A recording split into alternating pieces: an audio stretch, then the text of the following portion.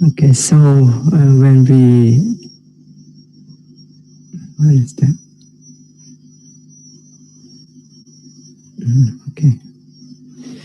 So when we practice Satipatthana, Vipassana meditation, so we are doing the work of noting.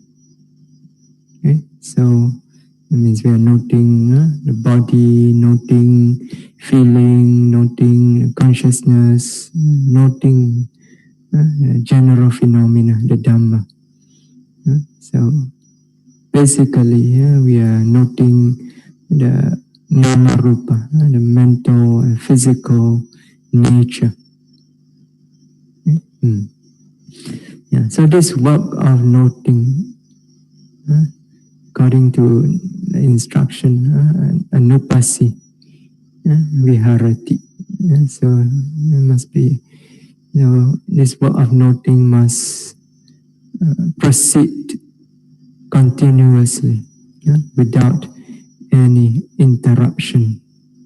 Okay? So the noting must go on, one moment, another moment, another moment, another moment. Each moment of experience has been, the noting must go on continuously noting. Okay? That's anupasana. Okay? And each moment, when you note the object, okay? So the noting mind must be energized by this ardent, energetic effort that exert the noting mind, so that the noting mind is well directed towards the object, so that the noting mind can connect precisely with the object that is being noted. So when the noting mind can connect precisely with the object that is being noted, then it becomes well planted on the object. It becomes firmly established on the object. Okay? So this is the quality of mindfulness, sati. So it firmly establishes the noting mind on the object. Okay? It kind of immerses the noting mind into the object. This is the nature of mindfulness, as we have explained earlier. It sinks into the object. So, so once the noting mind is firmly established on the object, completely immersed into the object, then the mind can have this clear experience of the true nature of the object. Okay? So this is the quality of sampajanya, clear comprehension of the nature of the object.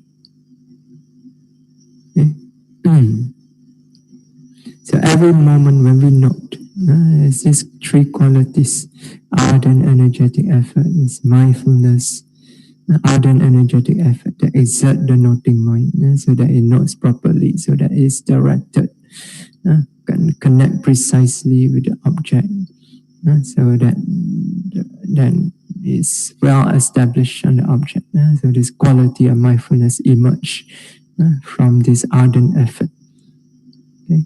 And from the mindfulness, the mind plunges into, sinks into the object, and then the quality of sampajanya, clear comprehension, arises, experiencing clearly, discerning clearly the true nature of the object.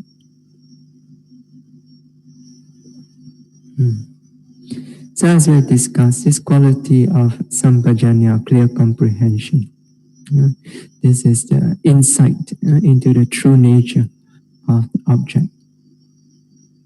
Okay? So, this is Vipassana. Sampajanya is Vipassana. So it discerns clearly true nature of the object. Okay? Especially the nature of impermanent, suffering, non-self, Anicca, dukkha, anatta. So, and it is this insight into anicca, dukkha, anatta that leads to gradually leads to letting go of attachment to the process of suffering, process of dukkha. Okay, so when we are not practicing Vipassana meditation, and when we are not noting with this mindfulness, with this careful attention that sinks into the object, we do not see clearly the true nature of the object.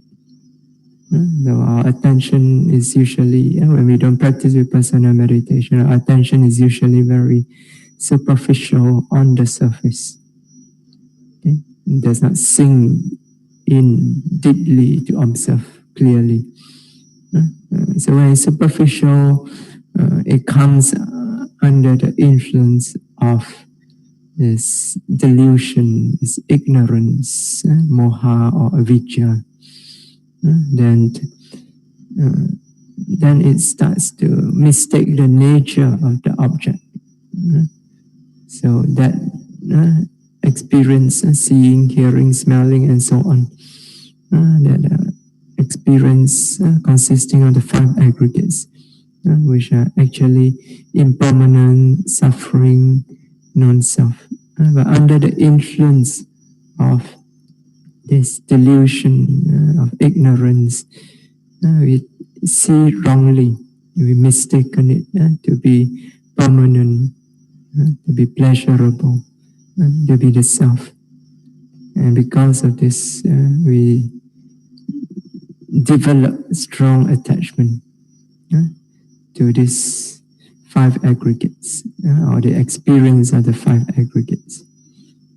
So we delight in seeing, we delight in hearing, delight in smelling, and so on.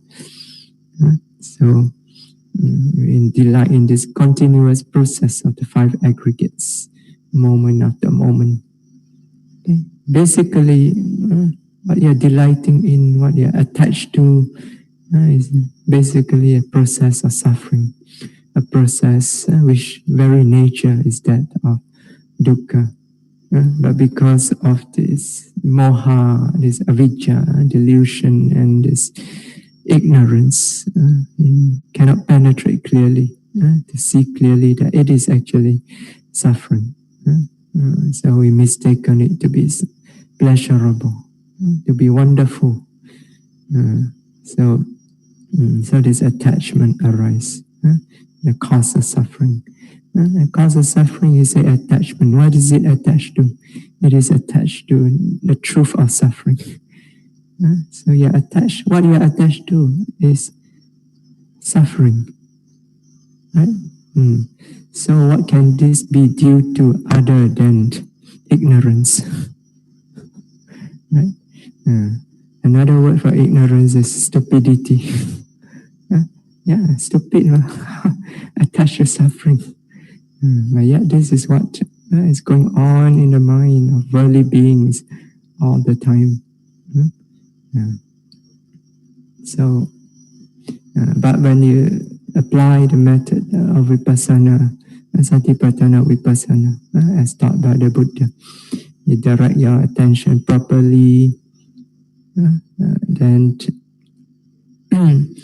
so with effort, you bring out the mindfulness, you note precisely, you note clearly, then the mind develops sufficiently, you can discern the true nature.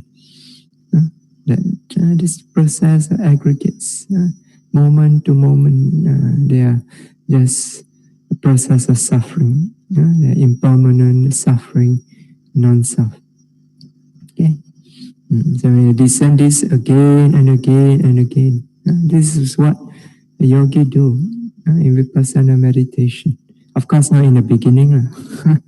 Once you have developed the mind sufficiently, and the mind sinks into the flow, the Vipassana objects, moment to moment, all you discern, every single moment, nature of impermanent, suffering, and non-self. You discern this again and again and again and again. until it sinks deeply into the mind. Okay? Then slowly the mind begins to let go of this attachment to this process of suffering. There's this insight, this wisdom, this clear knowledge. It sees so clearly that each moment when you know, it cuts into the root of attachment. It digs into it, loosen it.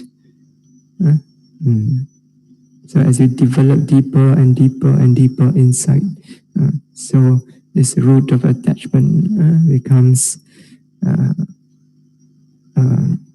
more and more weaker and weaker. Okay, become loosened up. That's why yogi, when they are in the depth of Vipassana experience, you feel the mind becomes more and more detached. That means more and more free. You're letting go of the cause of suffering. Right? Yeah. So you continue to develop this, and then when this, so you discern again and again nature of impermanent suffering and non-self. So gradually you develop this insight. It gets deeper and deeper and deeper. And then when it becomes fully mature, then the mind completely lets go of the cause of suffering, lets go of attachment. So when you remove the cause, you let go of the cause, the effect, which is the process of suffering, naturally cease. So the yogi experiences a cessation of suffering.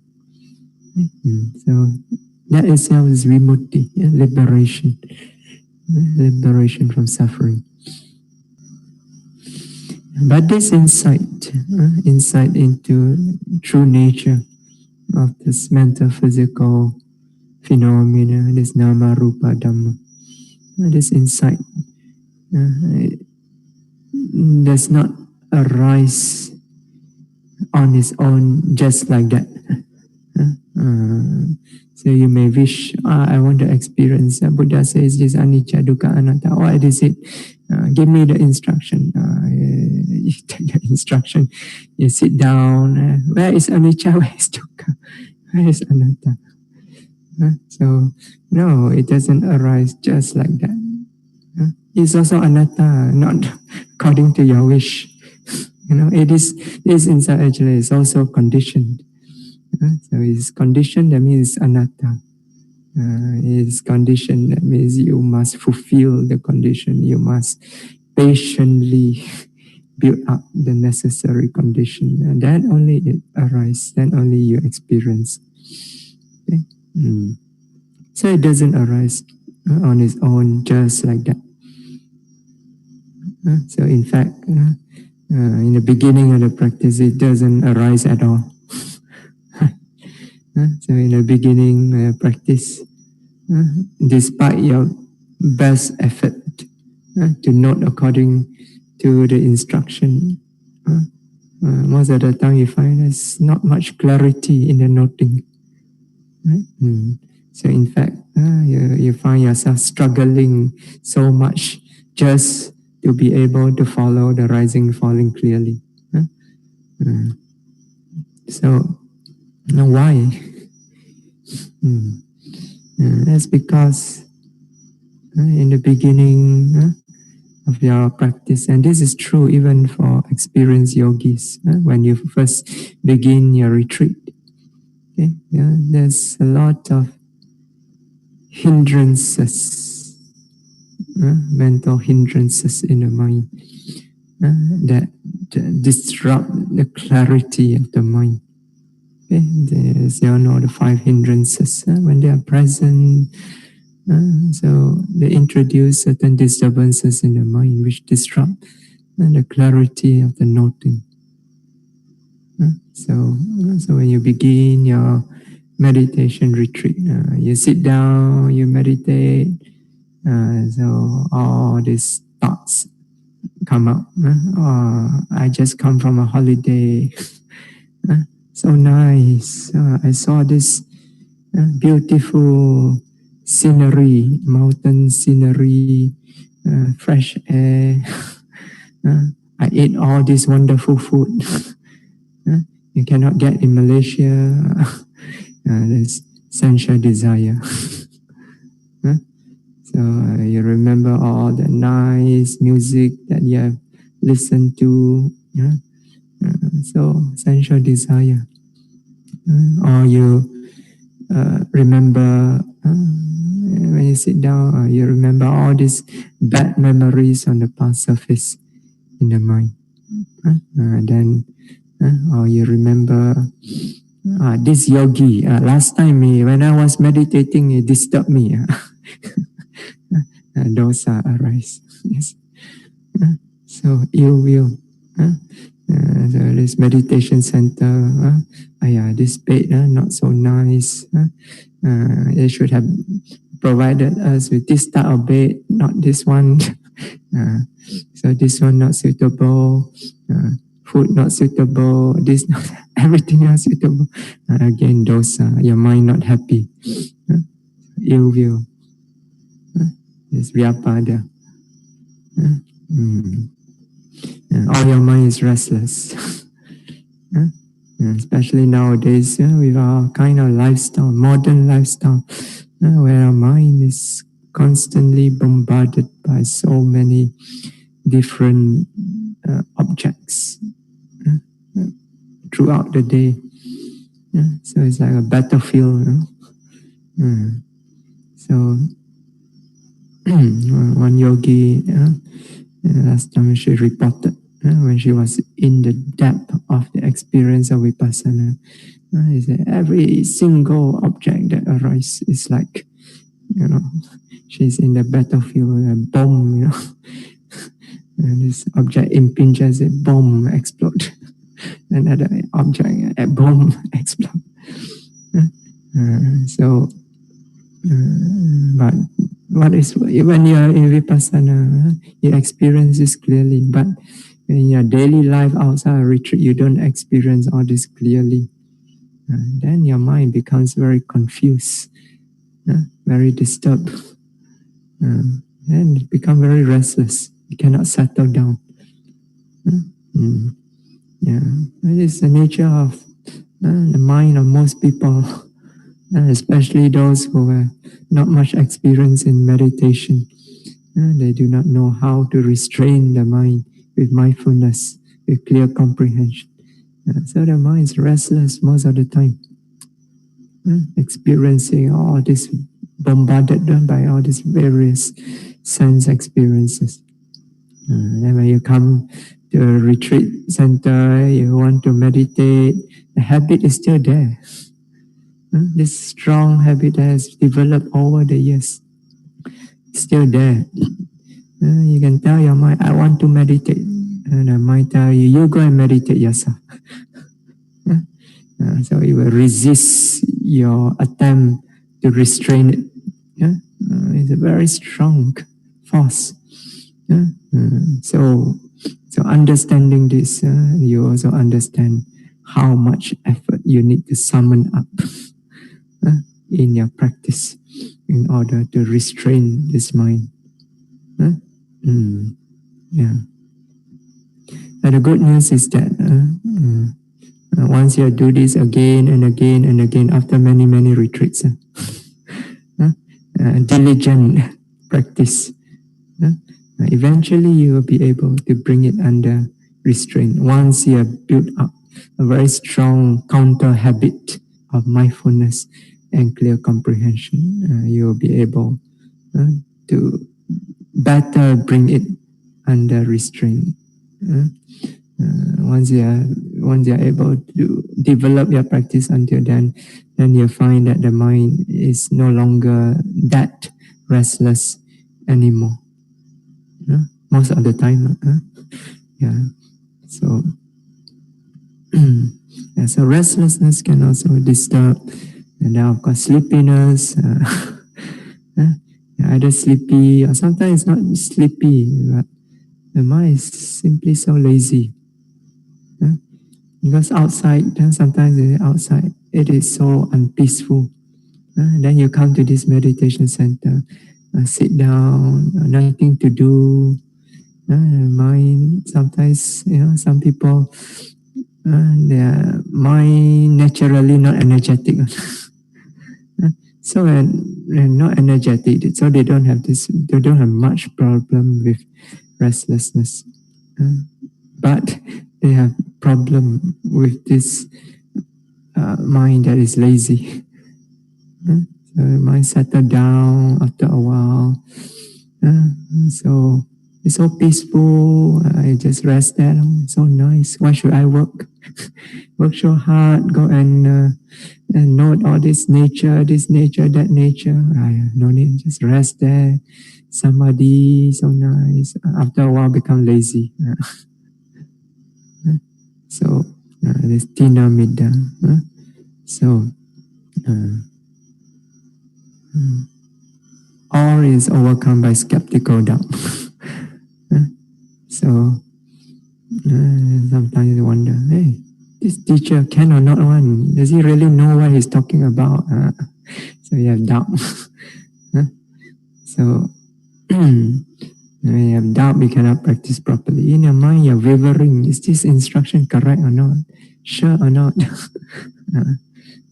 This is also a hindrance. Yeah.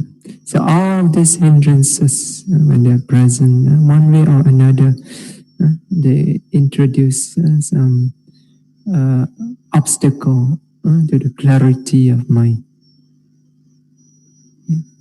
That's why in the beginning, when there's so much these hindrances in the mind, there's no clarity at all when you're not. You have to struggle very hard just to get some degree of clarity. So that's why you need to develop samadhi, concentration, samadhi, in order to clear away all this distraction, all these hindrances. Okay?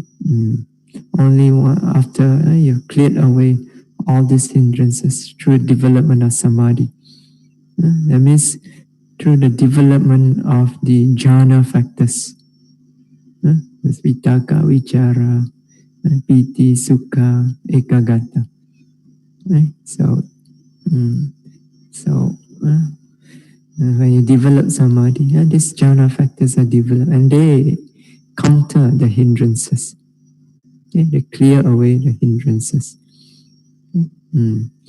So once they have been cleared away by the power of samadhi, then the mind becomes clear, so that you can discern clearly the nature of the object that is noted, that is being noted in every moment. Yeah. So, so samadhi is a necessary condition for the arising of clear comprehension, clear discernment of the nature of the nama rupa. So that's why in the sutta, the Samadhi Sutta, in the Salayatana Samyutta, so the Buddha he says, Samadhim bhikkhave bhaveta samahito bhikkhu yatha bhutam pajanati. So samadhim bhikkhave bhaveta, bhikkhave bhikkhus, samadhim bhaveta, develop concentration. So bhikkhus or yogis, you should develop concentration. So the Buddha instructed, encourages yogis develop concentration. Samadhim bhaveta. Why develop concentration? So he explained, samahita bhikkhu yatha bhutam pajanati. So the bhikkhu or the yogis whose mind is concentrated, well focused, So samahito bhikkhu. So then yatha buddham pajanati. This bhikkhu or this yogis whose mind is concentrated, he discerns things clearly as they really are. Yatha buddham pajanati. So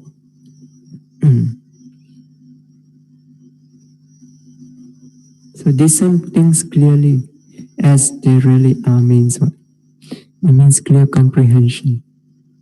Right? So this bhikkhu or this yogi whose mind is focused, he has this focused attention. He discerns clearly things as they really are. He has this clear comprehension or insight, clear insight into the nature of things as they really are. Okay? Yeah. So here you see the Buddha used the word pajanati. So pajanati means it's actually the verb of the verbal form of panya. Panya is the noun, the verb form is pajanati. So that means is that the Buddha is asking you to exercise wisdom, exercise panya. So that's why we translate it as to discern clearly. You read other translation. For example, Bhikkhu Bodhi translated this as to understand. So yatha buddham pajanati, understand things as they really are. But I prefer to translate it as to discern clearly. Because wisdom, you said to understand, then those who have never practiced meditation before, they may get the wrong idea. Understand, they start thinking, they start analyzing. So as we explained the other day, so wisdom, panya, is a mode of knowing. So you simply discern it clearly. Okay? So without any thinking and any analyzing, you simply put your attention there, be completely open to the experience.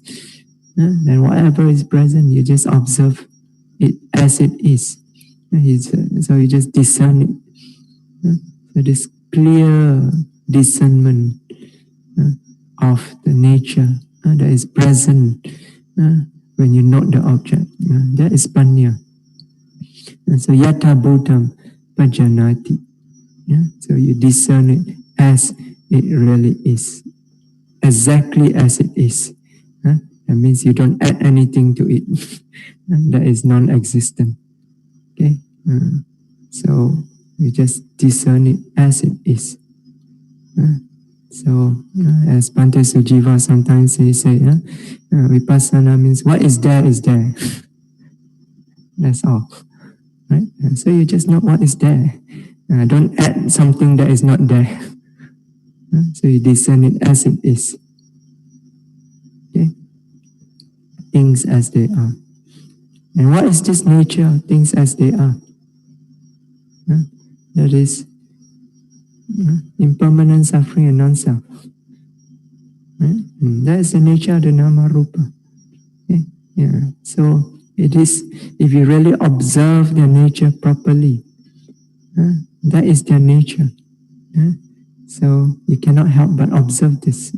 If your mind is clear, this nature of impermanence, suffering, non-self can be discerned clearly because it is part of its nature.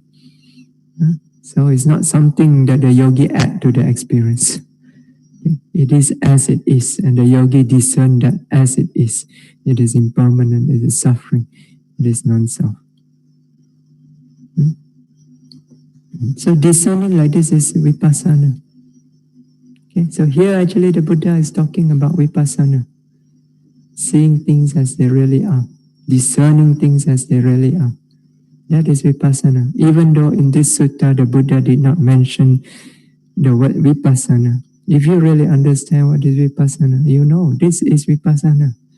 Buddha is talking about Vipassana here, discerning the nature of impermanent suffering and non-self. So, and this is everywhere in the sutta. That's why this expression is so famous. People everywhere keep saying, you must see things as they are, see things as they are. Right? So, see things as they are means Vipassana.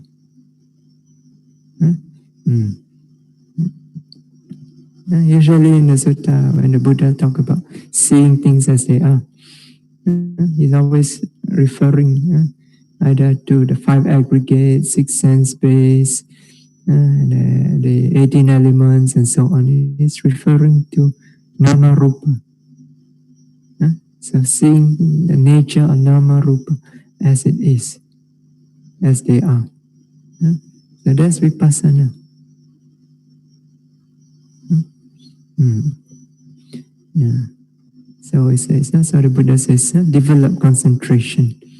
Okay? So the yogi whose mind is concentrated, discern things clearly as they are. So you see here once again, there's these 2 aspects of samatha and vipassana. So in the samadhi, concentration, that is the samatha aspect. Okay, so when there's this samadhi, then so when there's this focused attention, when there's this effort to establish the noting mind firmly on the object, so the mind is held on the object, focus on the object, that's samadhi. So this is the samatha aspect of the practice. And then when the mind is focused, it discerns things clearly as they really are. So that is the vipassana aspect. Okay, so supported by the samatha aspect, the vipassana aspect arises. Okay, so these 2 are always together when we practice vipassana meditation. They must be together. Every moment you note, in every single moment when you note the object, there's 2 aspects is there. There must be this samatha aspect that holds the mind focused, steady on the object, so that the mind doesn't run anywhere, it's not distracted away from the object. The entire mind is on the object. Even sink into it. Then only there is this clear discernment together with it. So that is the samatha vipassana, sati sampajanya. So these 2 aspects always together. Then to continue with this sutta. So the Buddha says, the yogi whose mind is concentrated, discern things clearly as they really are. Then he continue, kincha yatha bhutam pajanati.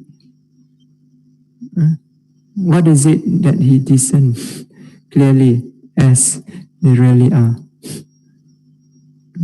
He said he's concentrated, so he discerns things as they really are. So what is it that he discerns? What is this things that he discerns as they really are? So chakku aniccanti yatha bhutam pajanati. So he discerns clearly as it really is. The eye is impermanent. So here, this is sutta is from the Salayatana Samyutta, talking about the 6 sense experiences. So the Buddha is explaining Vipassana meditation in terms of the experience, contemplation of the experience of the 6 sense doors. So here it begins with the experience of the eye door, the eye. So chakku aniccanti yatha bhutam pajanati. So he discerns clearly as it really is. The I is impermanent. So the I. Now, when the Buddha says the I, he is not referring to this entire eyeball. So he's only referring to the part of the I that is involved in the experience of seeing, involved directly in the experience of seeing. So that means is this the eye sensitivity. There's a part in the eye that is sensitive to visible form. Visible form means color. So you can pick up, sensitive to this color. So nowadays we understand this as some kind of matter connected with the retina. So in the retina, there's all these cells, right? The cone cells, the rod cells. So inside this cell, there is some kind of matter that is sensitive, that respond to color, that respond to light. So that is the eye sensitivity. Okay. Yeah. So the yogis can sometimes, when you're not seeing, when you're nothing is clear enough, you may be able to experience or realize that there's something here. When you're not seeing, there's something in here that is sensitive to light. Or you may notice that the experience of seeing takes place somewhere inside here. So you experience this, and it's only here that you experience seeing, nowhere else. You can take a torchlight, you shine it inside your ear. Your ear cannot see this light. You can shine it up your nose. Your nose also cannot see the light. Shine it inside your mouth. Your tongue also cannot see this light. It's not, they are not sensitive. There's no sensitivity in this other sense organs. They can pick up the light or the color only in the eye. So you notice the experience of seeing takes place only here in the eye. So when you notice this, actually you are picking up the nature of the eye sensitivity. Right? So when the yogis, when the experience is very clear, they might be able to pick up this nature of the eye sensitivity. And when it's very clear, they can even see this nature, the eye sensitivity arise and then it disappear in a moment. So we see it disappearing. Again it disappear. Again it disappear. It arises only to disappear. The moment it arises, it immediately disappear. Then it discern, this is impermanent. This is the nature of impermanence, that disappearance upon arising. That's the nature of impermanent. So when the yogis, just focus attention, and only with focus attention, with samadhi, when you observe it very carefully, very deeply with this focus attention, then only you can discern this nature in the moment when you note that experience of seeing.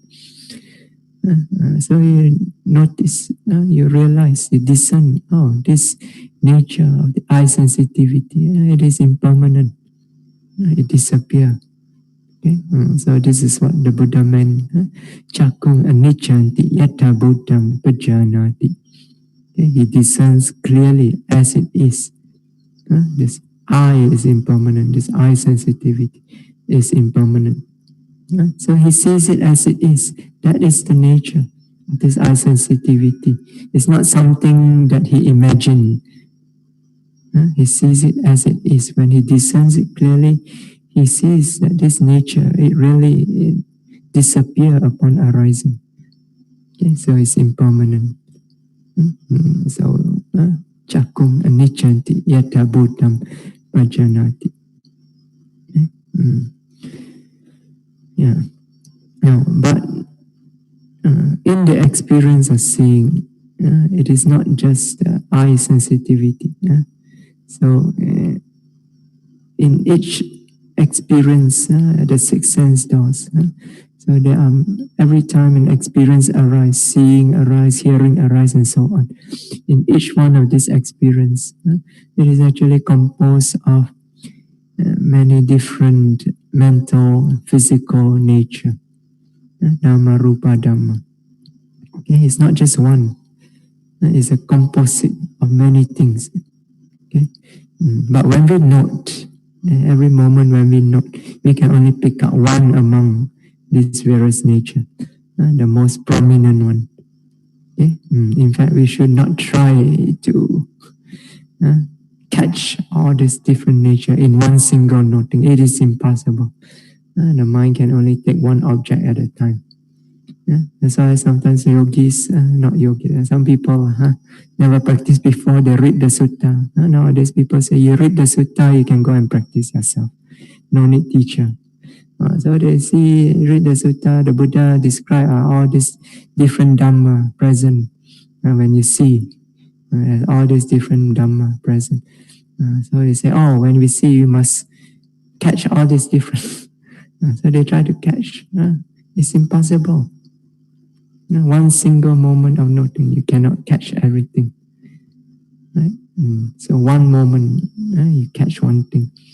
So sometimes when you're not seeing, you may discern the nature of the eye sensitivity. But sometimes other dhammas are more prominent. So the Buddha continues. He says, Rupa anicchati yatha buddham pajanati. So rupa means here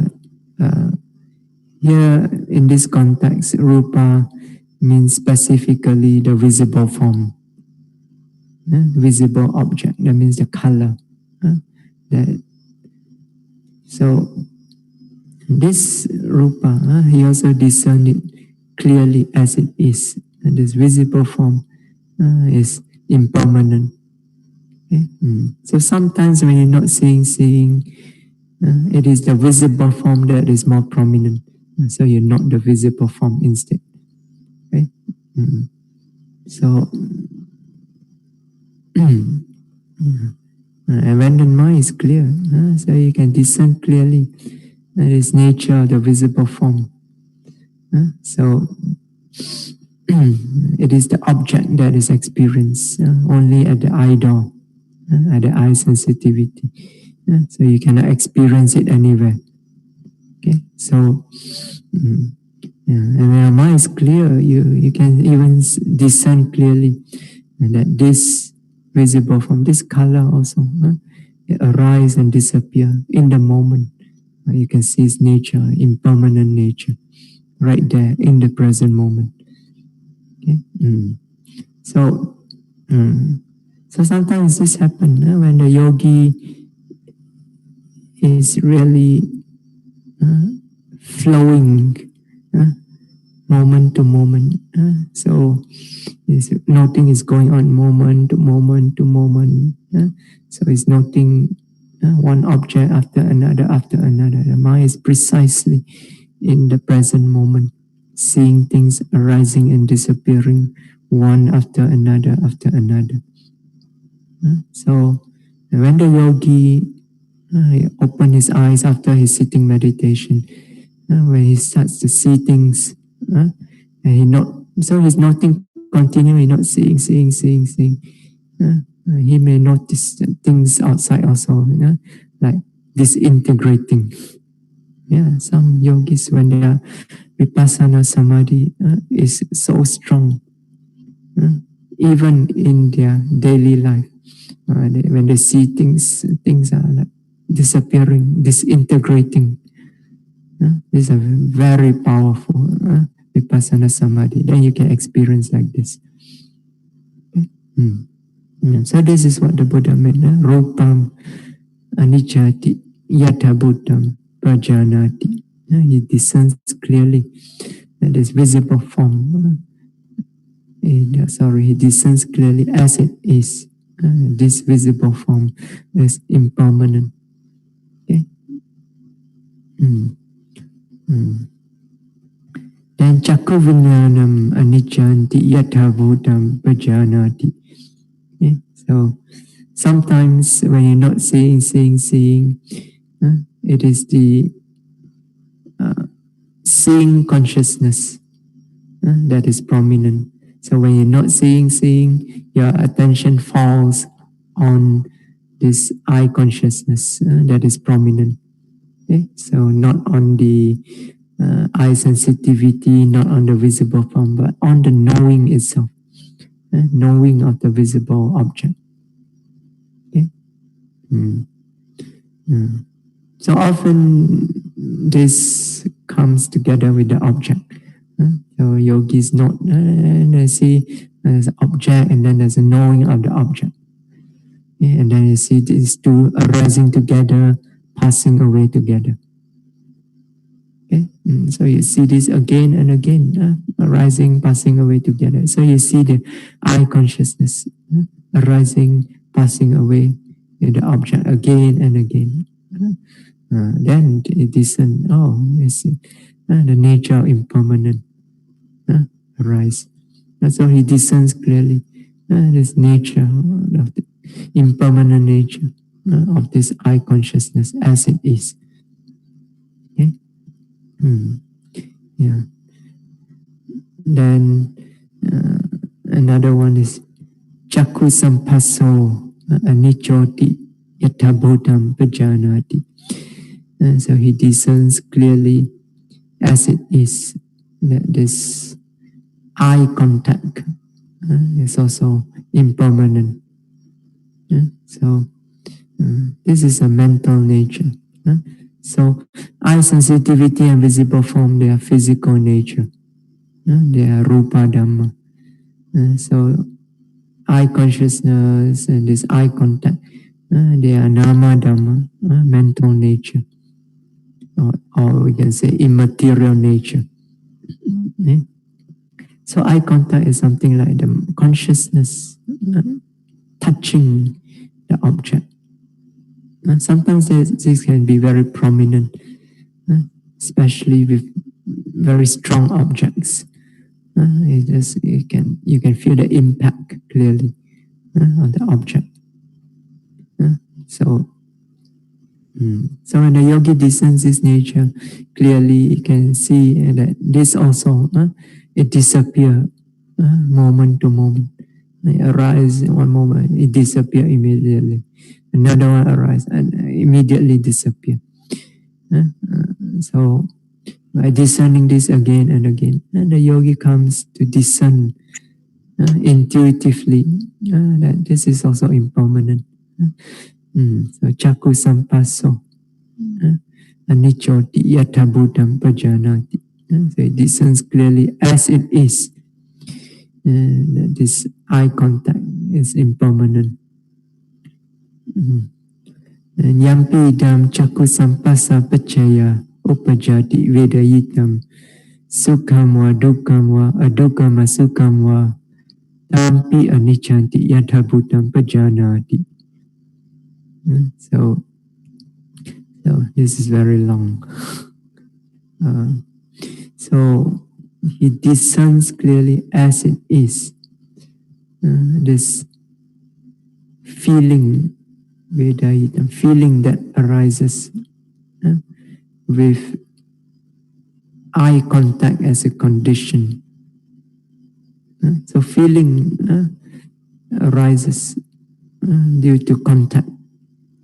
Okay, so in the Paticca Samuppada also, the Buddha says, Phassa Pachaya Vedana, with contact as a condition, feeling arises. Yeah, so here also the Buddha says, Chakku Sampassa Pachaya Upajati Vedayitam. This feeling arises with eye contact as a condition. Okay? So Sukama, dukama, adukama, sukama. Whether the feeling, whether it is pleasurable, painful, or neither painful nor pleasurable. That means neutral feeling. So he discerns clearly as it is that this feeling is also impermanent. So sometimes the feeling itself is prominent. So when you're not seeing, you're noting mindful on this prominent feeling. And when it is clear, you have clear comprehension of its nature, of disappearance continuously, then you also discern clearly that this too is impermanent. So all this discernment, clear discernment, arises only when there's samadhi, when there is this focus attention, deep focus attention on the experience that is being noted. Then only you can discern it clearly in this way. Okay? Then only the insight into the nature of impermanent can arise. So you don't note it with focused attention. Your mind is distracted, or your noting is half-hearted. It will not penetrate into this nature. Okay. So that's why there must be this samadhi present. Okay. And this samadhi is developed from sati, mindfulness, that establish the mind firmly on the object. And this sati arises from what? From ardent energetic effort. Okay. Yes. Yeah. So this is with regards to the experience of seeing. So in the experience of seeing, the Buddha mentioned how many types of Dhamma. There's eye sensitivity, there is the visible form, eye consciousness, eye contact, and then feeling born of eye contact, 5 Dhammas. These are the 5 that is usually prominent in the experience. Of course, there are many other Dhammas that are present in the moment of seeing. So those of you who have studied Abhidhamma before, you know there are so many other Dhamma, mental and physical Dhamma present. But these 5 are usually prominent. So in the suttas, the Buddha mentioned this. Because when you meditate only on nature that are prominent. Okay. So of course, if you in your practice you actually experience the other dhammas also, then you just note them as they are also. Okay. Don't say, "Hey, Buddha didn't say in the sutta, so I should not note." They are also nama rupa. So don't be too rigid in your interpretation of the sutta. So you must apply the basic principles behind it. Okay. Yeah. So in the sutta, the Buddha went on to describe the same thing with regards to experience of the other senses, hearing, smelling, tasting, touching, and the experience at the mind door. Okay. So so in each case also, the yogi, because of this focused attention, is able to discern the impermanent nature of the various dhammas present in each of this sense experience. Yeah, so samadhi is necessary for the development of insight. Okay, so that's why at the end of the Satipatthana instruction, the Buddha mentioned Vinaya Loke Abhijja Domanasam. So overcoming covetousness and grief with regards to the world. So remember the full instruction, the full Satipatthana instruction. Kaya kaya nupasi viharati atapi sambhajano satima Vinaya loke abhijja domanasa.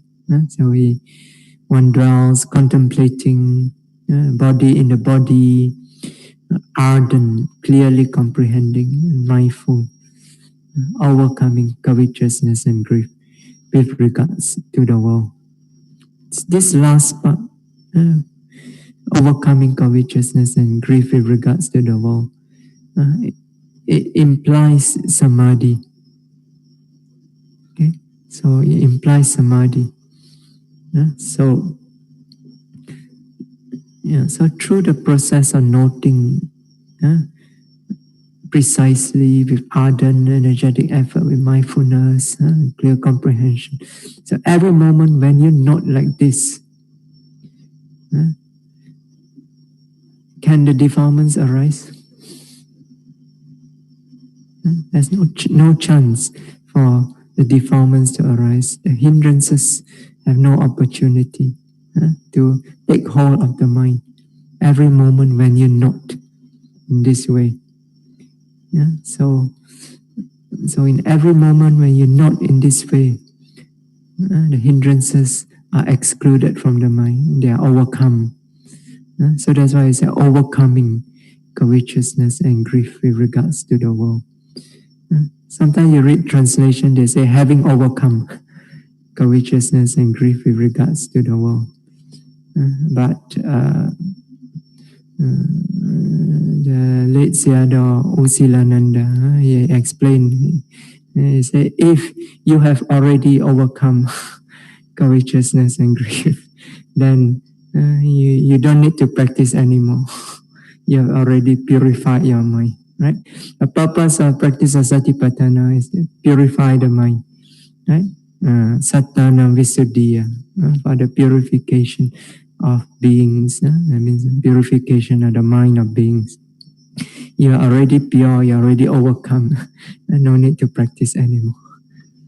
So therefore, he says the right translation here should be overcoming covetousness and grief with regards to the world. That means as you note, every moment when you note, in that moment when you are noting, you are overcoming, you put away this covetousness and grief. That means the hindrances.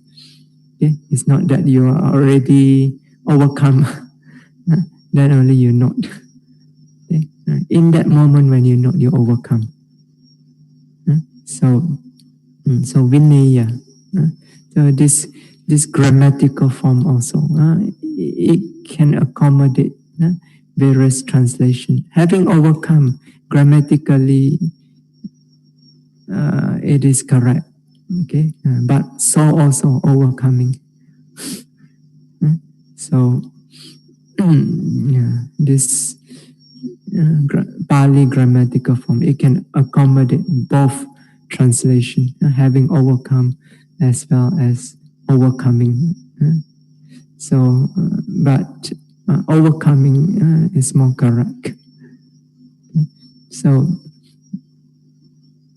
so this implies samadhi. You are overcoming. Okay? At that moment, you put away the hindrances. So that is the work of samadhi. Okay? So covetousness and grief actually represents the two of the major hindrances. Okay? Covetousness actually represents the sensual desire. Okay? Grief represents vyapada, ill will, because grief is based on dosa.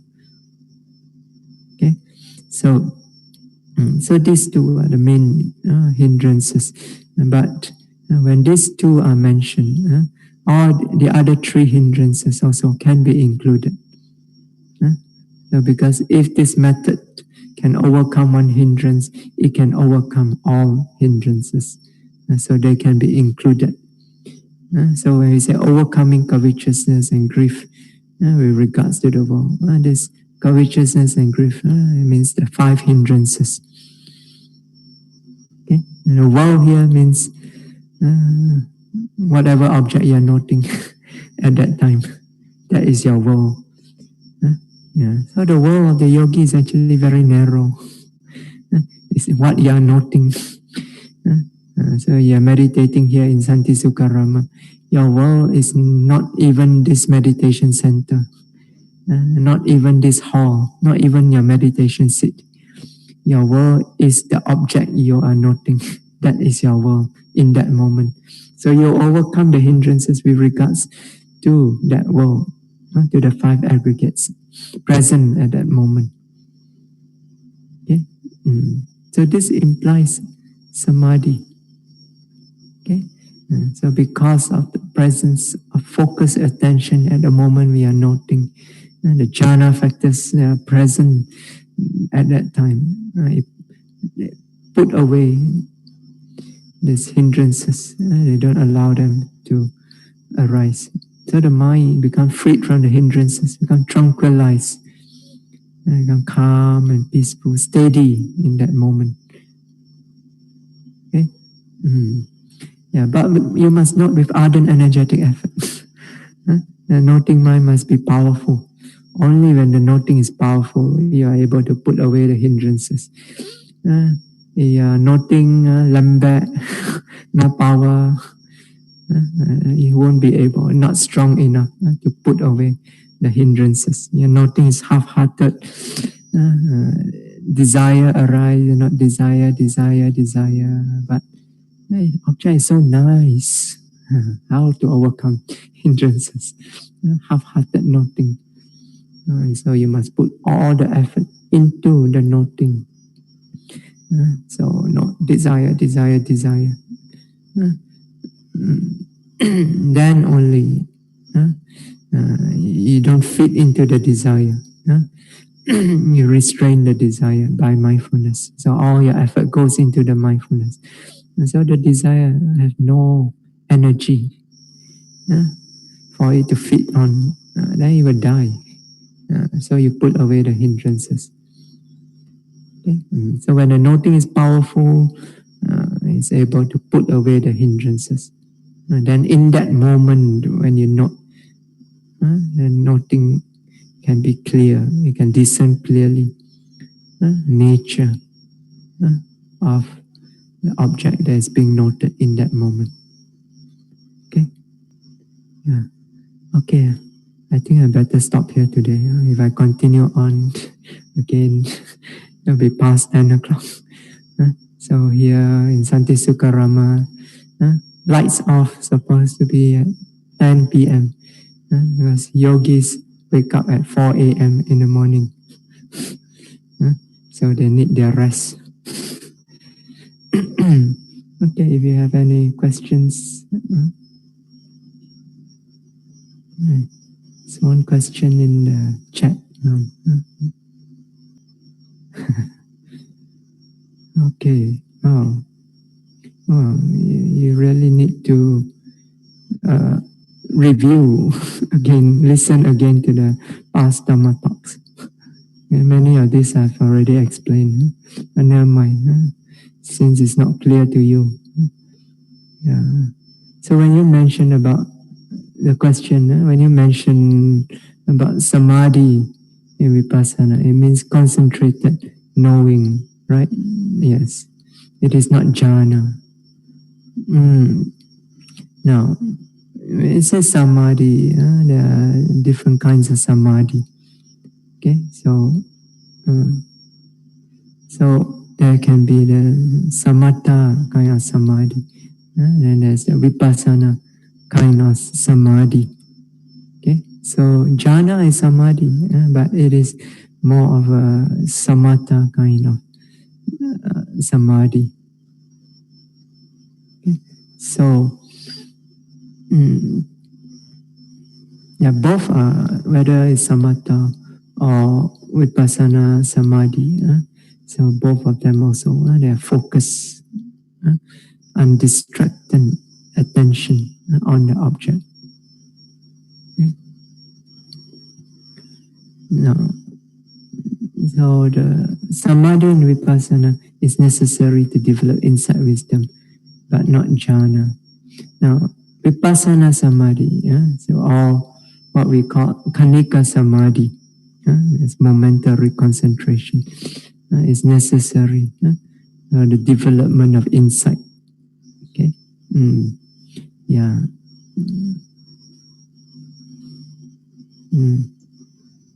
So I'll explain more about this in the subsequent Dhamma talks.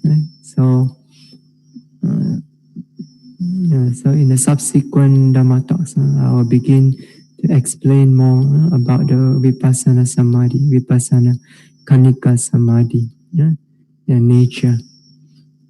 So, and how they are different to the Samadhi that's developed in Samatha.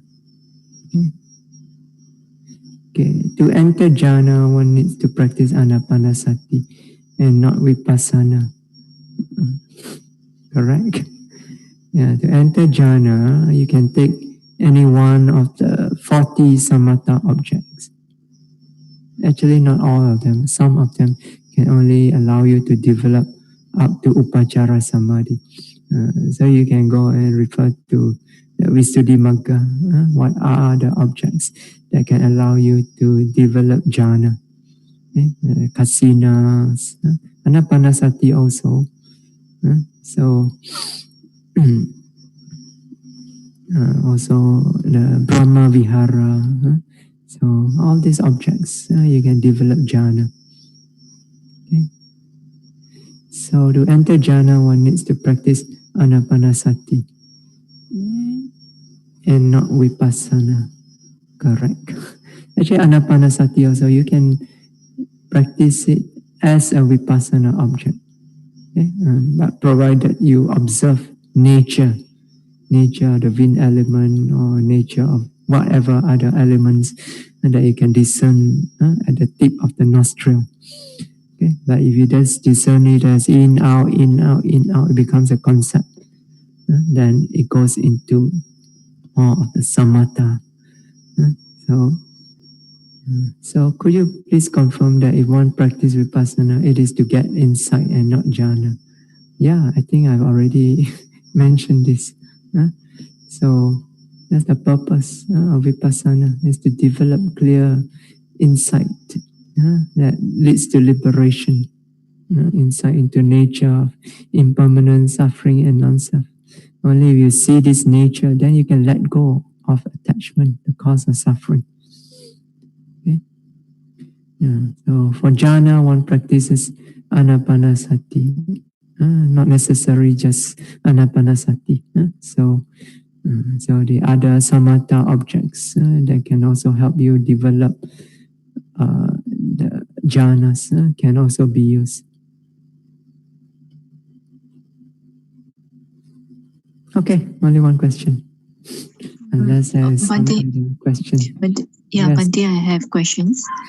Let's say during the meditation, so we know the mind is jumping, jump here and there. Even the image of unknown people, it come into the mind. Even the what? Sorry? Unknown people. So it's just an image. But after you trying to discern that image, it just disappeared. So, and then we should gently pull back our mind to the rising and falling, right? Yeah, once it disappears, you're not seeing. Then once it disappears, then go back to the rising, falling. Yep. So the mind is, notice the mind is jumping. So you're not jumping. So once the jumping stops, and then return your attention to the rising, falling. Okay.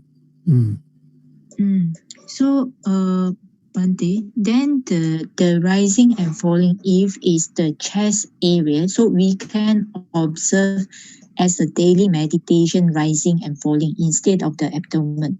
Can this be done? Can the object is the chest instead of the abdomen for rising and falling? Can. When I was explaining on the basic instruction, so not everybody feels the rising, falling clearly in the abdomen. Right? Some feels it clearly more on the chest. If you are a chest breather, then you feel it more on the chest. If you are abdomen breather, you feel it more on the abdomen.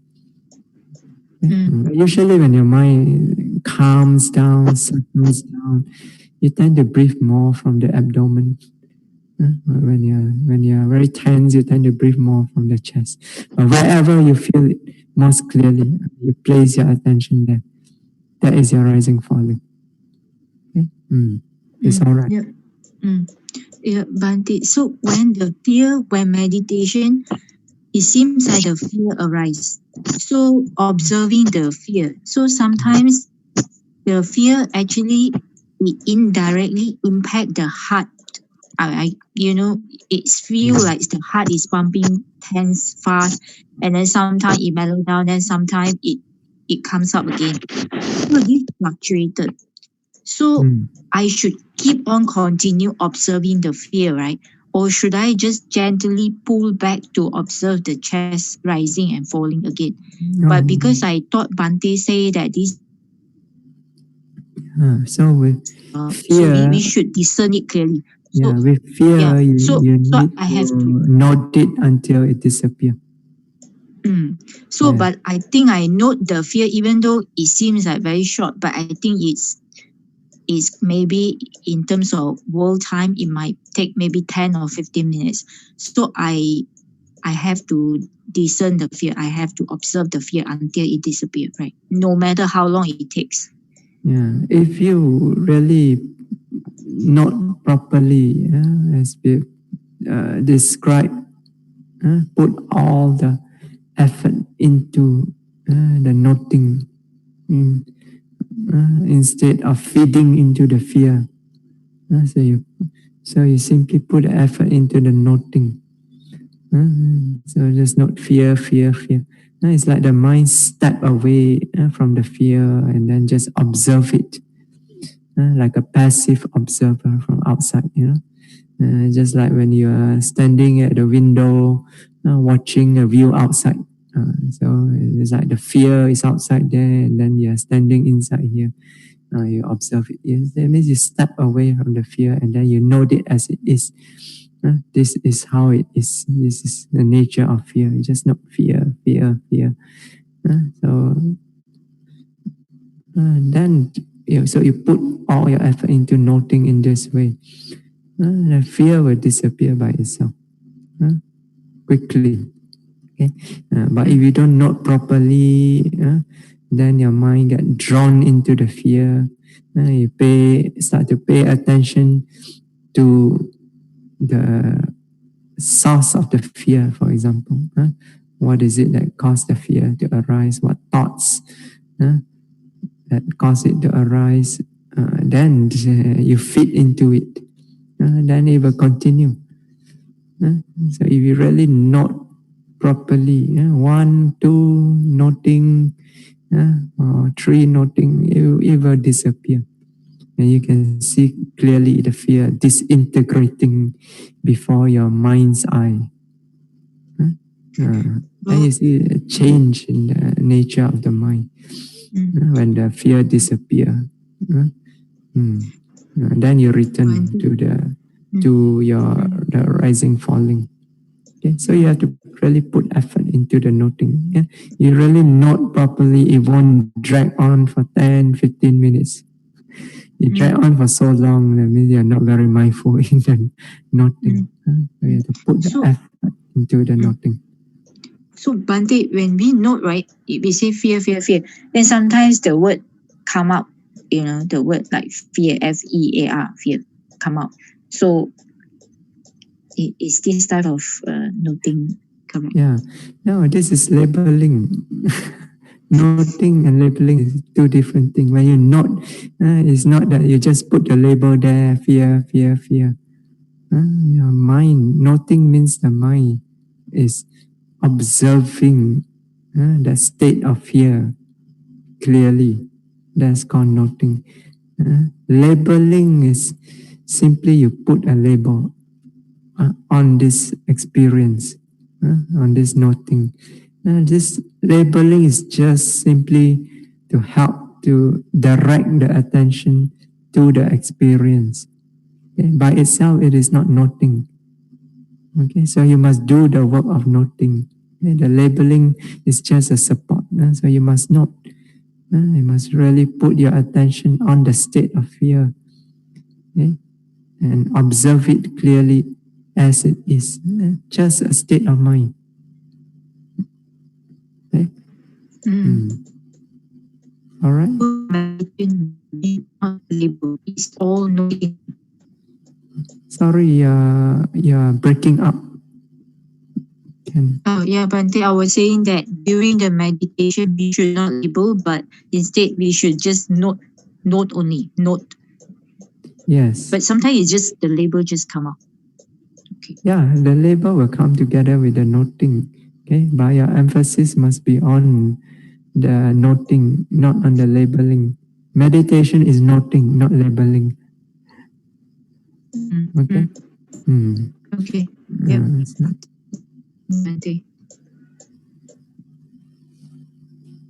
Okay. So yes.